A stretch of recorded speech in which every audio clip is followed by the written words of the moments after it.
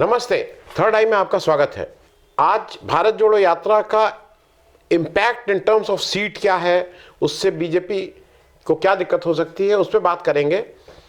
क्योंकि बीजेपी अपने को इवेंट का मास्टर समझती थी, लेकिन ये बार बार हुआ जब भारत जोड़ो यात्रा 1 और भारत जोड़ो न्याय यात्रा, जो भारत जोड़ो यात्रा 2 कह सकते हैं, ये एक 100 सुनार की एक लोहार की वाली कहावत को चरितार्थ करती है। ये बात मैं इसलिए कह रहा हूं कि इस समय भाजपा का और भाजपा नेतृत्व का जिस तरह से बौखलाहट दिखाई दे रही है और हर रोज दिखाई दे रही है, और वो बढ़ती जा रही है, वो धीरे धीरे उसमें रोज वृद्धि हो रही है। मैं भारत जोड़ो यात्रा की बात करूं, दो चीजें हैं। आज जिस तरह से कांग्रेस का खाता सीज कर दिया गया कि अब आप लेन देन नहीं कर सकते हैं, लेकिन उसके पहले मैं एक बात और कह दूं। एक चीज में तो मोदी जी कामयाब हो ही गए हैं। कल सर्वोच्च न्यायालय का, सुप्रीम कोर्ट का एक 5 जज की कॉन्स्टिट्यूशनल बेंच का फैसला आया है इलेक्टोरल बॉन्ड पे, जिसमें दो बातें इंपॉर्टेंट है। एक तो उन्होंने इसको गैर कानूनी करार दिया है, इस पूरी इलेक्टोरल बॉन्ड को, और दूसरा उन्होंने ये सारे नाम उजागर करने के लिए कहा है जिससे ये पता लग जाए कि किसने किस पार्टी को, कौन कौन लोग हैं, किसको कितना पैसा दे रहे हैं। इसको बहुत छुपाने की कोशिश की थी बीजेपी ने। मोटे तौर पे 10,000 करोड़ से ज्यादा केवल बीजेपी को मिले हैं।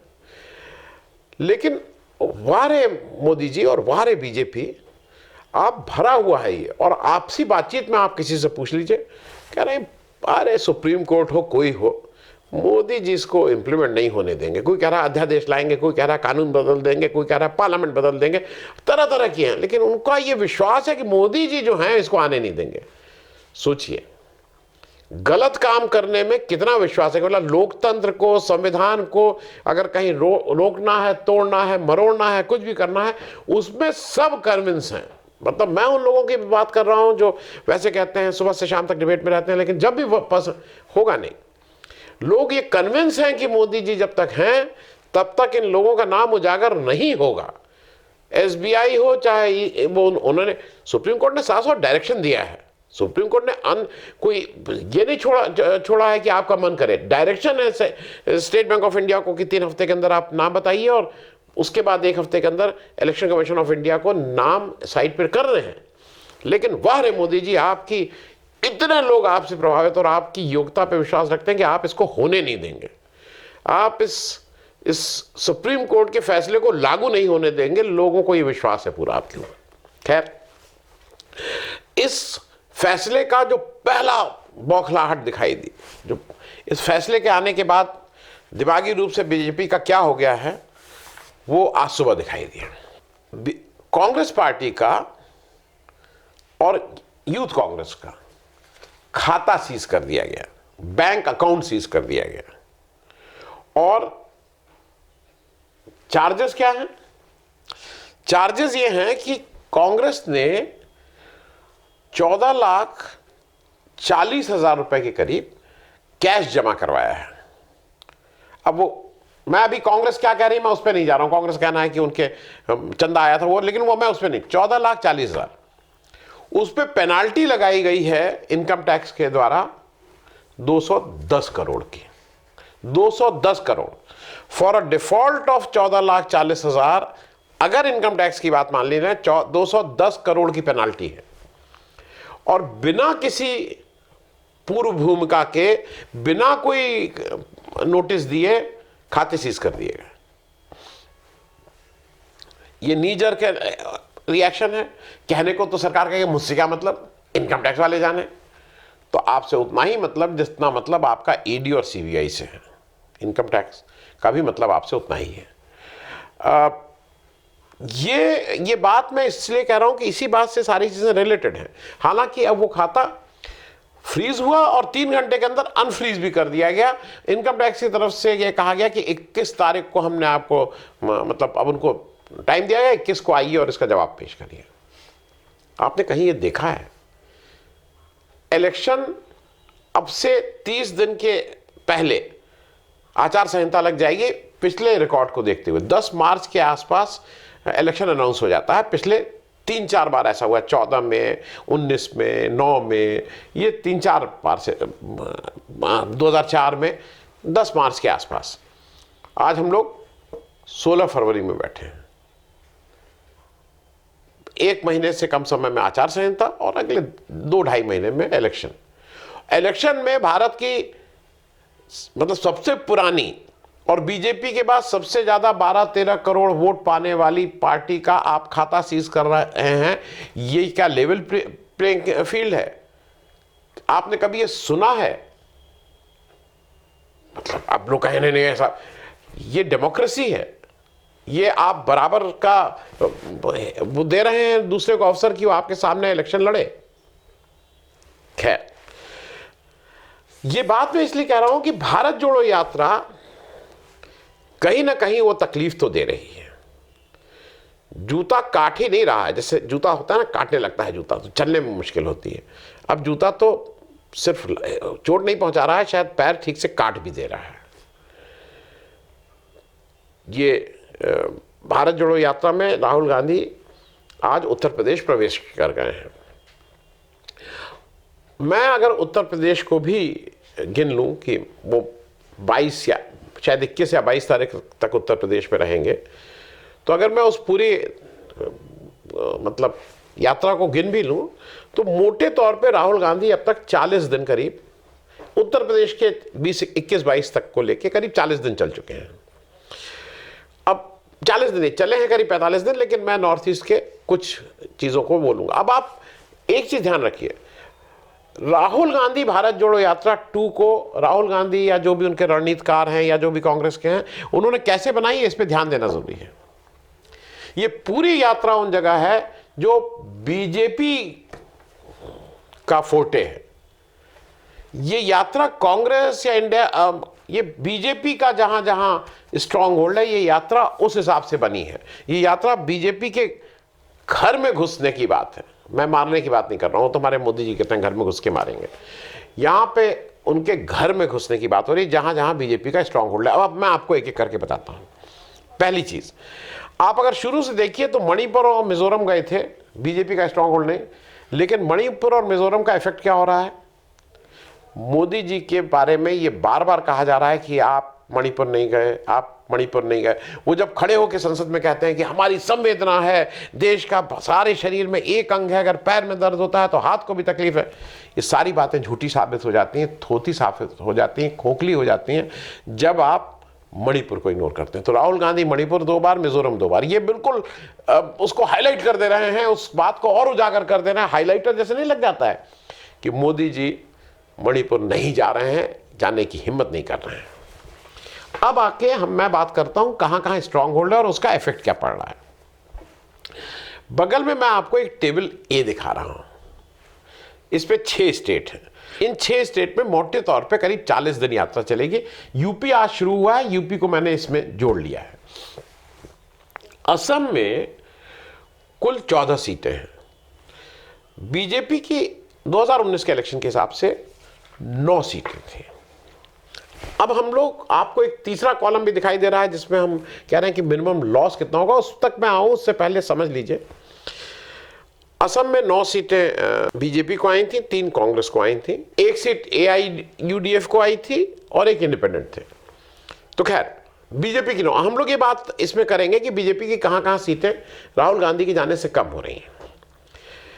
अब एक चीज और समझ लिए, 2019 में वोट शेयर क्या था? बीजेपी की सीटें आई थी 9, कांग्रेस की आई थी 3। बीजेपी का वोट परसेंटेज था 36.05, कांग्रेस का वोट परसेंटेज था 35.44। अब क्या क्या चीजें मेरे हिसाब से हुई हैं जिससे मोदी जी की जो मोदी जी के प्रति लोगों का उन्माद है वो 2019 के से अभी ज्यादा हुआ है कि कम हुआ है? ये आप करिए। मोदी जी के फेवर में जो भी कोई चीज है, मंदिर का एक इफेक्ट लोग कहते हैं, लेकिन मंदिर के इफेक्ट के अलावा क्या महंगाई, बेरोजगारी, ये सब मोदी जी के फेवर में है? मैं इसलिए पूछ रहा हूं कि क्या उनके फेवर में है। एक नॉर्थ ईस्ट में, specially north east sentiment Manipur की हैंडलिंग को लेके मोदी जी से बहुत हर्ट है। अब उसका कितना इफेक्ट असम में होगा, कितने परसेंटेज होगा, मैं उस पर नहीं डिबेट कर रहा हूं, मैं ये कह रहा हूं उसका इफेक्ट है। एक चीज और, असम में हिमंता बिस्वा शर्मा ने जिस तरह से राहुल गांधी की इस यात्रा को ट्रीट किया, जिस तरह से वहां लाठी चलवाई, जिस तरह से पूरी यात्रा को ट्रीट किया, क्या उससे बीजेपी के वोट बढ़े होंगे? क्योंकि वोट का फर्क 1% से कम है, और अगर ये रिवर्स हो जाता है, 1% वोट कांग्रेस का ज्यादा हो जाता है इनका, तो क्या ये 9 सीटें कांग्रेस की और 3 सीटें इनकी हो जाएंगी? मेरे हिसाब से असम में कम से कम 5 सीटों का नुकसान बीजेपी को हो रहा है इस वाले इलेक्शन में। तो 5, मैंने जो लास्ट कॉलम है उसमें 5 लिखा है। वेस्ट बंगाल में 42 सीट्स हैं, उसमें बीजेपी के 18 हैं, ममता बनर्जी जी तृणमूल कांग्रेस की 22 और कांग्रेस की 2। मैं अभी यहां बात ये नहीं कर रहा हूं कि कांग्रेस की कितनी सीटें आएंगी, मैं अभी बात कर रहा हूं कि बीजेपी को कहां नुकसान होगा। राहुल गांधी जी की पूरी यात्रा वेस्ट बंगाल में घूमी है, तो क्या उस वेस्ट बंगाल, और वहां पे ये भी प्रचारित किया जा रहा है, हम थोड़ी देर के लिए इसको सही भी मान लें कि ममता बनर्जी जी इंडिया अलायंस से बाहर निकल गई हैं, वो अकेले चुनाव लड़ेंगी, वो उनका इंडिया अलायंस से कोई मतलब नहीं है, ठीक बात है। अब ये मुझे बताइए कि जब राहुल गांधी वेस्ट बंगाल में यात्रा कर रहे हैं भारत जोड़ो की, तो क्या उससे बीजेपी का वोट घटेगा या बढ़ेगा? पहला तो प्रश्न ये है, वोट घटेगा। 1 घटे, 1000 घटे, 1 लाख घटे, 10 लाख घटे, जो भी वोट है घटेगा तो बीजेपी का ही। अब इस पे डिबेट हो सकती है कि वोट जो बीजेपी का घटेगा वो कांग्रेस को मिलेगा कि वो तृणमूल कांग्रेस को मिलेगा। मैं बिल्कुल मानता हूं, तो आप ये भी मान लीजिए कि वो तृणमूल कांग्रेस को मिलेगा, लेकिन बीजेपी का वोट घटेगा। अगर बीजेपी के 100 वोट घटते हैं तो क्या वो 100 वोट, इस पे डिबेट हो सकती है कि मैं कहूं कि नहीं, कोई कहेगा 100 के 100 कांग्रेस में आएंगे, कोई कहेगा नहीं कांग्रेस में तो 4 ही वोट आएंगे, बाकी 90 वोट चले जाएंगे ममता बनर्जी के पास। बिल्कुल ठीक बात है, लेकिन वो वोट शिफ्ट होंगे अगेंस्ट बीजेपी। अब वो ममता बनर्जी की सीट 22 से बढ़ के 38 होती हैं, 32 होती हैं, 30 होती हैं, जो भी होता है, लेकिन यहां पे ये तय बात है कि बीजेपी की, मैं ये मिनिमम बोल रहा हूं, ये जो मैं सारे वो टेबल, मिनिमम 5 सीट का नुकसान बीजेपी को होगा ही होगा, इसको कोई रोक नहीं सकता है। अब आ जाइए उड़ीसा। उड़ीसा में कुल 21 सीटें हैं, 12 Biju Janata Dal, 8 seat BJP, 1 UPA, मतलब 1 कांग्रेस। पिछला इलेक्शन कांग्रेस ने यूपीए के साथ के हिसाब से लड़ा था, वहां पे कांग्रेस ने उस 21 सीट में 18 कांग्रेस लड़ी थी, 1 सीपीएम, 1 सीपीआई और 1 झारखंड मुक्ति मोर्चा जो हिस्सा लगता है उनसे। तो ये कॉम्बिनेशन था, ये 4 दलों का एक संगठन था, जो आज भी वो अलायंस आज भी मौजूद है वहां पे। अब बीजेपी ने जीती थी 8 सीटें, इंपॉर्टेंट है ये समझ लीजिए, बीजेपी ने जीती थी 8 सीट। उन 8 सीटों में 6 सीटें बीजेपी ने 9000 से लेके 26,000 वोट के बीच में ही जीती थी। मतलब कहीं उसने 9000 से जीती थी, कहीं 11000 से जीती, कहीं 22000 से जीती, कहीं 12000 से जीती, कहीं 18000 से जीती। 9000 से लेके 26,000 के बीच में उन 8 में से 6 सीट जीती थी। और मैं सीट भी बता दे रहा हूं, और ये इसलिए बता रहा हूं कि यहां पे कांग्रेस थर्ड रही थी, कांग्रेस या जेएमएम या उसके सहयोगी पार्टी थर्ड रही थी, और उसको कितने वोट मिले थे और कितना इफेक्ट डाल सकती है इस सीट पे, ये देखने वाली बात है। क्योंकि अगर कांग्रेस के वोट बढ़ रहे हैं तो जहां पे बीजेपी अगर जीती है तो ज्यादा वोट का नुकसान तो बीजेपी का होगा ना, सेकंड वहां बीजेडी थी, बीजू जनता दल। लेकिन अगर कांग्रेस वहां पे कुछ भी दंड करती है इस भारत जोड़ो यात्रा से, तो कम तो वोट बीजेपी के हो रहे हैं ना, बहुत टाइट मार्जिन है, इसलिए मैं इन 6 सीटों को आइडेंटिफाई किया हूं। संबलपुर में कांग्रेस को, अब एक चीज इसलिए दिमाग में रख लीजिए, 9000 से लेके 26,000 के बीच की ही विक्ट्री मार्जिन रही है बीजेपी की, इन जो 8 सीटें उसने जीती हैं। संबलपुर में कांग्रेस को वोट मिले थे 1,35,000 वोट, 3 नंबर की पार्टी थी। लेकिन अगर वो 1,35,000 में वोट कुछ भी बढ़ाती है और बीजेपी का वोट घटा देती है तो बीजेपी की मुश्किल हो जाएगी। वो भले ही बीजेपी, मैं अभी ये नहीं कह रहा हूं कि वो कांग्रेस जीतेगी, हो सकता है बीजू जनता दल जीत जाए। मयूरभंज में झारखंड मुक्ति मोर्चा जो यूपीए का अलायंस था, उसको मिले थे 1,35,000 वोट। वोट डिफरेंस 9 से 26,000 है, 1,35,000 इनको मिले थे। बालासोर में कांग्रेस को मिले थे 1,79,000 vote, 1,79,000 votes. Vote difference 9 to 26,000, एक प्लेयर है वहां। बुलांगीर में कांग्रेस को मिले थे 2,71,000 वोट। बीजेपी की मार्जिन 9 से 26,000, इससे ऊपर नहीं है। 2,71,000 कांग्रेस पा रही है, तो कांग्रेस को आप रूल आउट नहीं कर सकते। कांग्रेस को अगर थोड़ा सा भी बेटर होता है तो कांग्रेस वहां इस वोट को कम कर देगी। अब ये वोट कम होकर कांग्रेस की सीट बढ़ेंगे कि बीजेपी, अभी मैं उस डिटेल में नहीं आ रहा हूं। मैं इनकी कहां कहां कम हो, कालाहांडी, बगचरण दास जो कांग्रेस के हैं बड़े लीडर, वहां कांग्रेस को मिले थे 3,91,000 वोट, 9 से 26,000 का डिफरेंस। भुवनेश्वर में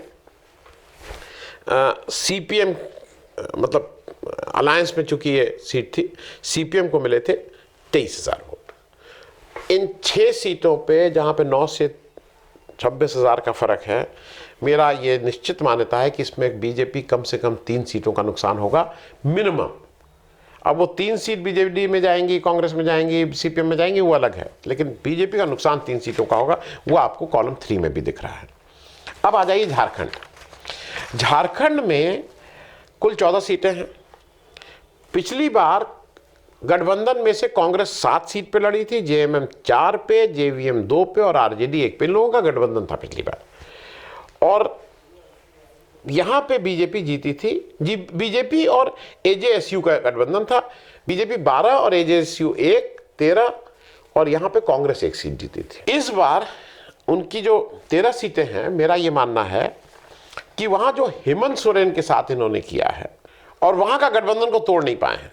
अगर गठबंधन काम कर रहा है, हेमंत सोरेन के साथ जो इन्होंने किया है, उससे कुछ लोगों का ये कहना था कि आदिवासी वोट पे बहुत फर्क पड़ेगा। आदिवासी वोट नहीं, कोई भी ऐसा वोट जो इस लोकतंत्र में विश्वास करता है, जो जनमत में विश्वास करता है, जो उसको लग रहा है कि क्या कर रहे हैं मोदी जी, वोट तो निश्चित रूप से बीजेपी के कम होंगे।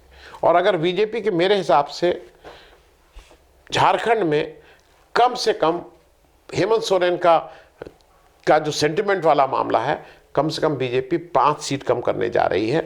13 में से 5 सीट, 8 सीट मैं फिर भी उनको दे रहा हूं, 14 में से 8 सीट फिर भी दे रहा हूं, लेकिन 5 सीट कम हो रही है मिनिमम, ये उसमें देख लीजिएगा। अब आ जाइए बिहार। बिहार की स्थिति बड़ी रोचक है।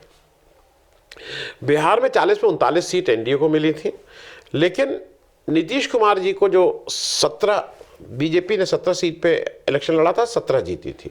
नीतीश कुमार को उसने 17 सीटें दी थी, अपने विनिंग एमपीज का टिकट काट के, और नीतीश जी के जनता दल यू को 16 सीटें मिली थी, और लोक जनशक्ति पार्टी जो रामविलास पासवान जी की थी उसको 6 मिली थी। अब इस बार वो कितनी सीटें जेडीयू को देता है, क्योंकि मेरे ख्याल में बीजेपी इस बार ज़्यादा सीटें लड़ेगा, क्योंकि डील जो मेरे हिसाब से हुई है वो ये है कि नीतीश जी स्टेट में अपना वर्चस्व चाहते हैं, लोकसभा उनके लिए छोड़ देते हैं बीजेपी के लिए। नीतीश जी चाहेंगे कि उनको ज़्यादा सीट मिले विधानसभा में। अगर उनको ज़्यादा सीट चाहिए विधानसभा इलेक्शन लड़ने के लिए, तो उनको यहाँ कंप्रोमाइज़ करना होगा। मेरा ये मानना है कि बिहार में एक और बहुत बड़ा डेवलपमेंट हुआ है। हालांकि आज सुबह जब भारत जोड़ो यात्रा चल रही थी, तो तेजस्वी यादव जी राहुल गांधी की जीप चला रहे थे, अच्छा लग रहा था। तेजस्वी यादव जी ने जिस तरह से मतलब मुझे लगता है कि उन्होंने एक लंबी छलांग लगाई है भारतीय राजनीति में अपने नेतृत्व क्षमता को लेके, और एक पॉलिटिकल आइडियोलॉजी को, एक मैच्योर पॉलिटिकल लीडर के रूप में उन्होंने एक बड़ी छलांग लगाई है। और आज वो जो उनके समकालीन हैं, उसमें हालांकि उम्र में वो सबसे छोटे हैं, लेकिन उन्होंने अपने को प्रूव करके एस्टैब्लिश किया है। तेजस्वी यादव का फैक्टर, नीतीश जी का, आप बिहार में कहीं भी पूछ लीजिए, बिहार में बाहर भी आपके दोस्त मित्र होंगे, नीतीश कुमार ने मतलब ये जो काम किया है उससे उन्होंने अपनी छवि बहुत बिगाड़ी है। उनका वोट का नुकसान 100% होगा, बीजेपी की भी सीट का नुकसान होगा। मेरे हिसाब से बीजेपी यहाँ पे जो 40-39 टाइप हो रहा था, बीजेपी की कम से कम 8 सीटों का नुकसान यहाँ हो रहा है, 8 मिनिमम। मैं बहुत कंजर्वेटिव होकर चल रहा हूँ। मैं ये नहीं मान रहा हूँ कि वो आरजेडी और कांग्रेस की और कम्युनिस्ट पार्टी की क्लीन स्वीप हो रही है, 8 सीटों का नुकसान हो रहा है। अब आ जाइए यूपी। यूपी थोड़ा सबको लग रहा है कि नहीं, यूपी में तो बीजेपी की 80 में 80 सीट आ जाएंगी। पिछली बार एक तो ये जान लीजिए कि पिछली बार 62, 80 में 62 बीजेपी जीती थी, 2 अपना दल, उसको भी मान लीजिए क्योंकि उन्हीं के रहमो करम पे था। 64 सीटें बीजेपी की, 10 सीटें बीएसपी की थी, मायावती जी की, जिसको मैं इंडिया अलायंस के साथ भी नहीं है, जरूरत पड़ेगी तो एनडीए के साथ है, जरूरत पड़ेगी तो 5 सीटें सपा ने जीती थी और 1 सीट कांग्रेस ने जीती थी। ये एक इंटरेस्टिंग डेटा है, इसके साथ इसलिए आपसे शेयर कर लिया कि ये एक इंटरेस्टिंग डेटा है। अब इस बार सोनिया गांधी जी ने तो राज्यसभा का रूट ले लिया और उन्होंने, अगर आपने वो लेटर देखा हो, मैं अपनी टीम से आग्रह करूंगा कि वो लेटर का साइड में लगा दें। रायबरेली के जो वोटर हैं उनको उन्होंने एक लेटर लिखा है और उस लेटर के लास्ट लाइन अगर आप देखिए तो मुझे ऐसा लगता है कि वो साफ संकेत है कि रायबरेली से प्रियंका गांधी इलेक्शन लड़ने जा रही हैं। दूसरा, अमेठी से, जैसे मेरी सूचना है, जो मेरी समझ है और जो मेरी एनालिसिस है, राहुल गांधी अमेठी को छोड़ेंगे नहीं, वायनाड से भी लड़ेंगे, यहाँ से भी लड़ेंगे। और इस बार अमेठी का जरा जाके मूड देख लीजिए, रायबरेली का मूड देख लीजिए, मुझे नहीं लगता है कि इन 2 सीटों में कांग्रेस को कोई दिक्कत होगी। मैं ये मान रहा हूं कि आज राहुल गांधी अब चलना शुरू किए हैं, यूपी में वो घूम रहे हैं, जैसा उम्मीद है कि अखिलेश यादव जी भी उनके साथ घूमेंगे, पल्लवी पटेल ने कह दिया है मैं साथ चलूंगी।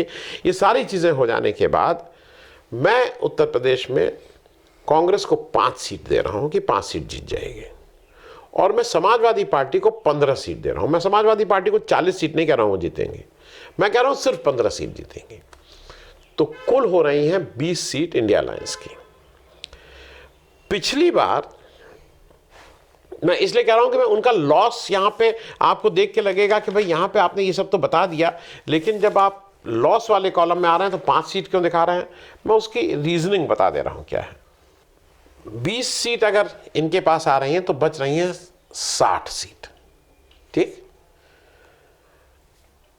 पिछली बार इनकी 64 थी, तो 4 का नुकसान नहीं, मेरे हिसाब से मैं 5 का नुकसान इसलिए कह रहा हूं कि बीएसपी को वैसे तो जैसी आज स्थिति है, जैसी 2014 में स्थिति थी, बीएसपी को 0 सीट मिल रही है। लेकिन मैं फिर भी एक स्कोप ये रख ले रहा हूं कि 1-8 सीट कहीं ऐसा कोई कैंडिडेट आ गया, कोई वो आ गया, मायावती जी खुद लड़ी, या लड़ती तो नहीं है लोकसभा, लेकिन कहीं कुछ ऐसा हो गया तो 1 सीट में बीएसपी को दे रहा हूं। तो 5 सीट का ओवरऑल नुकसान बीजेपी को होगा ही होगा उत्तर प्रदेश में, मेरे हिसाब से। तो ये आपका, अगर आप इस आंकड़े को देखें, ये स्टेबल को, तो कुल सीटें 211, कुल सीटें सारी इन 6 स्टेट में मिला के बीजेपी के पास 127, नुकसान 31 का, 303 में अगर नुकसान 31 का हो रहा है तो 272 पे आके आप खड़े हैं एग्जैक्ट। अगर ये मिनिमम मैं बोल रहा हूं, अगर इतना ही पे रहता है। अब जरा टेबल बी भी देख लीजिए, और वो इसलिए देख लीजिए कि वो इंटरेस्टिंग है। अब राहुल गांधी जब यहां से निकल रहे हैं तो अगले 25 दिन वो कहां हैं, वो छत्तीसगढ़ है, मध्य प्रदेश है, राजस्थान है, गुजरात है और महाराष्ट्र है। मैंने उसका एक कॉलम में नंबर ऑफ सीट्स हर एक स्टेट की दे दी गई। छत्तीसगढ़ में 11 कुल सीट हैं, 9 बीजेपी की हैं, कांग्रेस की 2 हैं। मध्य प्रदेश में कुल 29 सीट हैं, 28 बीजेपी, 1 कांग्रेस। राजस्थान 25 में 25 बीजेपी, 0 कांग्रेस। गुजरात में 26 बीजेपी, 0 कांग्रेस। महाराष्ट्र में 48 सीटें, 23 बीजेपी, 1 कांग्रेस। अब टोटल जब सीट आप इन 5 राज्यों की कर रहे हैं जहां राहुल गांधी 25 दिन खाक छानेंगे, धूल फांकेंगे, वो कुल 139 सीटें हैं, 139 सीट्स। और उसमें बीजेपी को जो पिछला 2019 में 111 सीटें मिली थी, 139 में 111 सीटें मिली थी। मैं शिवसेना उनके सहयोगी पार्टी की बात नहीं कर रहा हूं, सिर्फ बीजेपी को। कांग्रेस को कुल मिली थी इन दोनों, मतलब वो मिला के 4 सीट, कुल 4 सीट। अब ये चीज तय है कि ये राहुल गांधी, कांग्रेस कुछ भी कर लीजिए, अगर इन 139 में कांग्रेस फिर 4 ही सीट लाती है तो कांग्रेस जैसी है वैसी रहेगी। लेकिन अगर राहुल गांधी का कुछ जादू चलता है, अगर राहुल गांधी का भारत जोड़ो यात्रा में उनका कोई कमिटमेंट था, अगर राहुल गांधी, क्योंकि ये जहां जहां जा रहे हैं छत्तीसगढ़, ये सारे मतलब ऊपर का भी देख ले, नीचे का भी, ये गढ़ है बीजेपी के। अगर यहां पे राहुल गांधी सेंधमारी नहीं कर पाते हैं तो फिर कांग्रेस का कोई भविष्य नहीं है, मैं मान रहा हूं, लेकिन राहुल गांधी अगर यहां पे 4 सीटें हैं 139 में, अगर वो अपनी कहीं से गिनती 30 तक पहुंचा देते हैं तो बीजेपी फिर तो 250 के नीचे आ ही रही है। मैं बाकी स्टेट की भी बात नहीं कर रहा हूं, बाकी जितना हिमाचल में बीजेपी को 4 में 4 दे दीजिए, हरियाणा में 10 में 10 दे दीजिए, दिल्ली में 7 में 7 दे दीजिए, उत्तराखंड में 5 में 5 दे दीजिए, ये सब दे दीजिए, लेकिन बीजेपी 250 के नीचे भारत जोड़ो यात्रा उनको समेट दे रही है। ये कारण है खिसियाहट का, ये कारण है बौखलाहट का, ये कारण है अनाप शनाप निर्णय लेने का, ये कारण है उन सारी लोकतंत्र की भावनाएं, उन सारे संवैधानिक चीज़ों को तार तार कर देने का, क्योंकि डर वाजिब है। ये मुंह से कह देने से 400 पार नहीं, ग्राउंड पे आपके पास सीटें नहीं आ रही हैं, आप कैसे भी कैलकुलेशन कर लीजिए। थैंक यू सो मच, धन्यवाद।